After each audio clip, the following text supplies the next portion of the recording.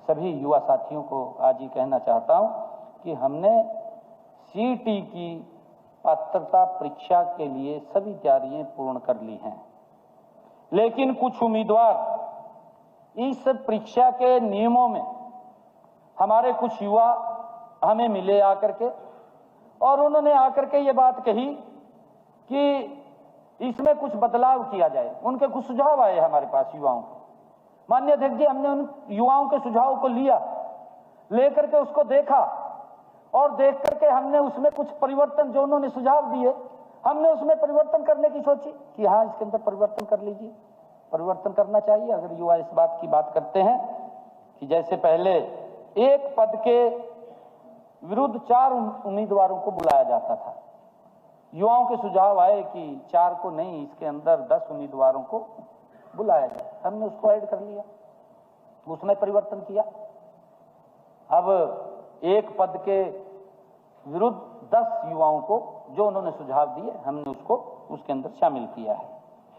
आदरणीय अध्यक्ष जी, हमने नए नियमों व मानदंडों के अनुरूप इस परीक्षा की तैयारियां जोर शोर से की जा रही हैं और मैं आपको बताना चाहता हूं कि हम सीईटी का पेपर मई माह में आयोजित कर लिया जाएगा। हम उसकी तैयारी में मजबूती से लगे हुए हैं। सभी युवा साथियों को आज ये कहना चाहता हूं कि हमने सीईटी की पात्रता परीक्षा के लिए सभी तैयारियां पूर्ण कर ली हैं, लेकिन कुछ उम्मीदवार इस परीक्षा के नियमों में हमारे कुछ युवा हमें मिले आकर के और उन्होंने आकर के ये बात कही कि इसमें कुछ बदलाव किया जाए। उनके कुछ सुझाव आए हमारे पास युवाओं को।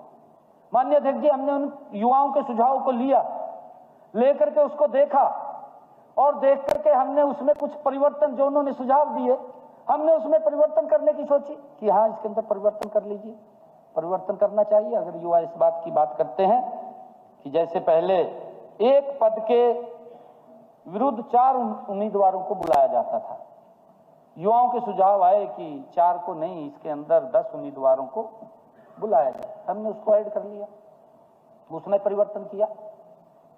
अब एक पद के विरुद्ध 10 युवाओं को जो उन्होंने सुझाव दिए, हमने उसको उसके अंदर शामिल किया है।